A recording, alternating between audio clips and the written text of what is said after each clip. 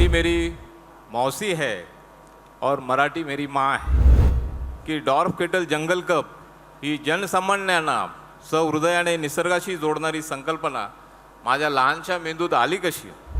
जवळपास 40-42 प्रजातींची झाडे कोणताही भेदभाव न करता एकत्रितपणे वाढतात, एकमेकांना लागणाऱ्या पोषक तत्वांची देवाणघेवाण करतात आणि अगदी मरताना देखील आपल्या जवळचे सर्व काही आपल्या मुळांद्वारे आपल्या सवंगड्यांना सोबत्यांना अर्पित करतात।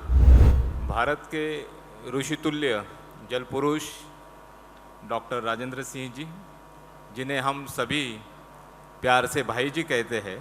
भाई जी, मैं आपको बताना चाहता हूँ कि हिंदी मेरी मौसी है और मराठी मेरी माँ है। शायद मैंने हिंदी भाषा का साहित्य मराठी भाषा से अधिक पढ़ा है। हिंदी ने मुझे उच्चतम साहित्य का परमानंद दिया है। उस साहित्य में ओशो के साथ आपके विचार और आपका साहित्य भी शामिल है। आपको सुनना यानी साक्षात प्रकृति को सुनने जैसा है। मगर आज मेरी कठिनाई ये है कि आज मैं अपने घर में हूँ, अपनी मिट्टी में हूँ, इसलिए आपके आशीष लेकर आज मैं अपनी मातृभाषा में बात करना चाहता हूँ। आज उपस्थित असलेल्या सर्व वृक्षप्रेमींना, कर्मवीरांना, महाराष्ट्र राज्याला दिशा देणाऱ्या इथे बसलेल्या सर्व थोर मोठ्यांना सस्नेह आदरयुक्त नमस्कार आणि माझ्यासमोर उपस्थित असलेल्या सर्वांना माझा मानाचा मुजरा।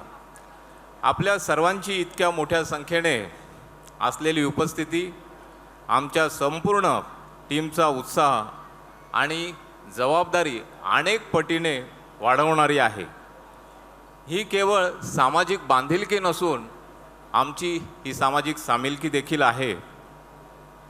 येथील प्रत्येक उपस्थित आणि अनुपस्थित असणाऱ्या प्रत्येक माणसाची हृदयबंध जोडणारा हा सोहळा आपण साजरा करत आहोत। अनेक वेळा माझ्या मनात विचार येतो की डॉर्फ केटल जंगल कप ही जनसामान्यांना सहृदयाने निसर्गाशी जोडणारी संकल्पना माझ्या लहानशा मेंदूत आली कशी? तर विचार करताना मला 4 गोष्टी प्रामुख्याने जाणवतात आणि त्या गोष्टी म्हणजे, पहिली गोष्ट म्हणजे आपल्या महाराष्ट्राची भूमी। इथे ही आपली संत परंपरा, नेहमी नव्याने शोध घेणारी परंपरा आणि पृथ्वीचं संरक्षण करण्यासाठी पुढाकार घेणारी परंपरा ही आपल्या महाराष्ट्राची मातीची महत्ता आहे। त्याचप्रमाणे दुसरी महत्त्वाची गोष्ट म्हणजे स्वतः मियावाकी जंगलातील एकता। ही जंगले विविधतेने नटलेली असतात आणि त्यांना फक्त देणे हेच माहिती आहे। झाडे ही मानवाच्या आधी पृथ्वीवर आलेली आहेत आणि त्यामुळे त्यांच्यात जात पात, वर्ण आणि वंशाचा लवलेश आणि स्वार्थी राजकारणाचे जन्म घेतलेला नाही। जवळपास 40-42 प्रजातींची झाडे कोणताही भेदभाव न करता एकत्रितपणे वाढतात, एकमेकांना लागणाऱ्या पोषक तत्वांची देवाणघेवाण करतात आणि अगदी मरताना देखील आपल्या जवळचे सर्व काही आपल्या मुळांद्वारे आपल्या सवंगड्यांना सोबत्यांना अर्पित करतात। आपल्याला झाडांकडून खूप काही शिकण्यासारखे आहे।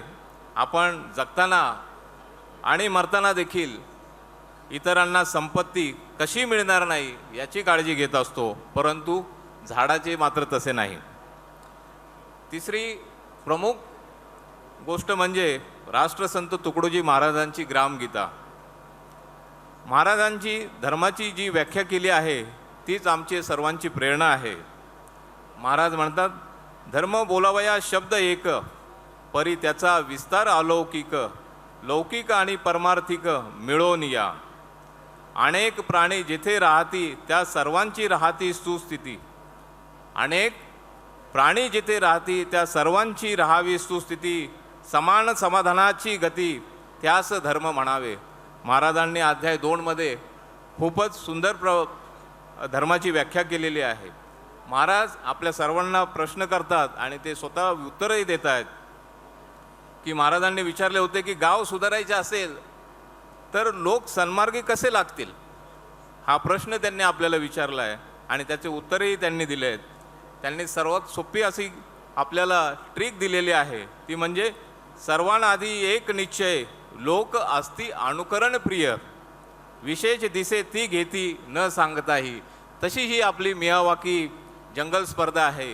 याच्यामध्ये जे काही अनुकरण प्रिय आहे ते लोकांनी सहज घेतलेलं आहे आणि ही स्पर्धा आपल्या हृदयाचं ताईत बनलेली आहे.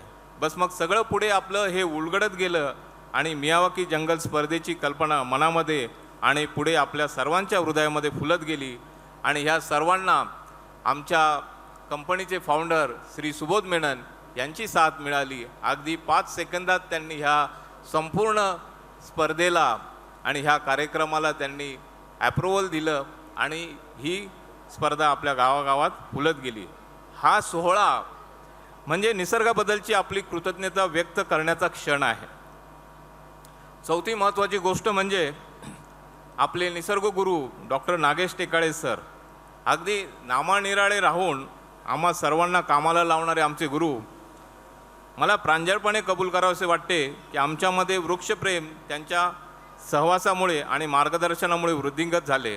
सरांनी आणि मी जबलपूरमध्ये कान्हा फॉरेस्ट किपलिंग कॅम्पमध्ये 7 दिवसाचे आंतरराष्ट्रीय मियावाकी प्रशिक्षण घेतले आणि तेथून जंगलाबद्दलचे अध्ययन सुरू झाले. पुढचा प्रवास डॉक्टर प्रकाश गायकवाड, सप्रेमची संपूर्ण टीम, संगमनेरचे BDO अनिल नागणे सर जी, तसेच हिमांशू, राहुल, हर्षवर्धन, नितीन, संदीप, शरद, चेतन, डॉक्टर प्रदीप आणि सर्व ग्रामस्थांचे सहकार्य, सर्व प्रशासकीय अधिकाऱ्यांचे सहकार्य, यामुळे ही स्पर्धा खूप मोठ्या प्रमाणात आपल्या घरोघरात बघाव्यास मिळत आहे. बघता बघता ही स्पर्धा आपल्या सर्वांच्या गळ्याची तावीज बनली.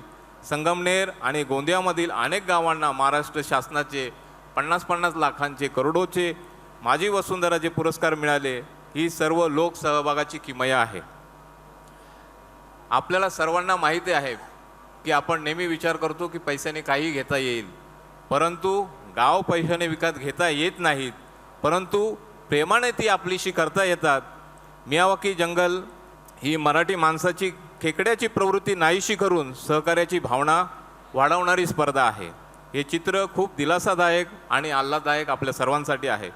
मला वाटते आम्हा सगळ्यांना या प्रवासात भारतीय राजघटनेतील मूलभूत तत्त्वे, स्वतंत्र, समता आणि बंधुता प्रत्यक्ष मियावाकी जंगलात पाहायला मिळते.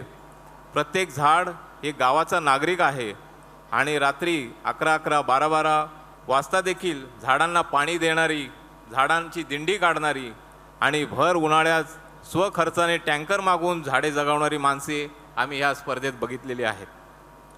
या स्पर्धेत लोकांचे योगदान 60% जास्त आहे, जे CSR फंडांपेक्षा फार मोठे आहे. आज या सर्व स्पर्धकांना आणि कर्मवीरांना माझा मानाचा मुजरा. विराम घेताना सर्व प्रशासकीय आणि राजकीय मान्यवरांना माझी एकच विनंती आहे की ही स्पर्धा आणि आमची मँगो कप स्पर्धा प्रत्येक गाव करोडपती करण्यासाठी आणि निसर्गाने जैवविविधतेने नटवण्यासाठी महाराष्ट्रातील प्रत्येक गावामध्ये घेऊन जाण्यासाठी सहकार्य करावे. जय हिंद, जय महाराष्ट्र, जय निसर्ग. धन्यवाद.